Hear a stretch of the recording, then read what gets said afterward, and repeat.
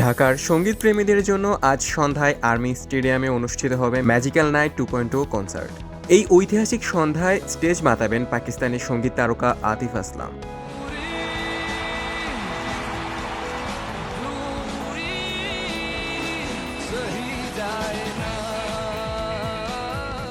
গতকাল ২৯ নভেম্বর দুপুর ৩:৩০টার দিকে ঢাকায় পা রেখেছেন আতিফ। বিমানবন্দরে তাকে উষ্ণ অভ্যর্থনা জানানো হয়। এই কনসার্টে তার সঙ্গে পারফর্ম করবেন আর এক পাকিস্তানি তরুণ শিল্পী আব্দুল হান্নান, বাংলাদেশের জনপ্রিয় গায়ক তাহসান খান এবং ব্যান্ড কাকতাল।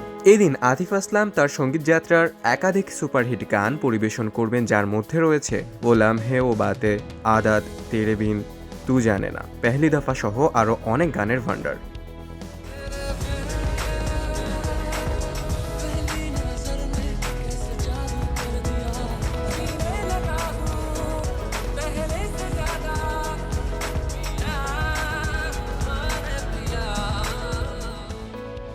আতিফ আসলাম ২০০৩ সালে ব্যান্ড জলের মাধ্যমে সঙ্গীত জীবন শুরু করেন এবং একের পর এক হিট গান দিয়ে প্রতিষ্ঠিত হন। উর্দু, হিন্দি, পাঞ্জাবি, বাংলা সব ভাষাতেই তার গান শ্রোতাদের হৃদয়ে জায়গা করে নিয়েছে।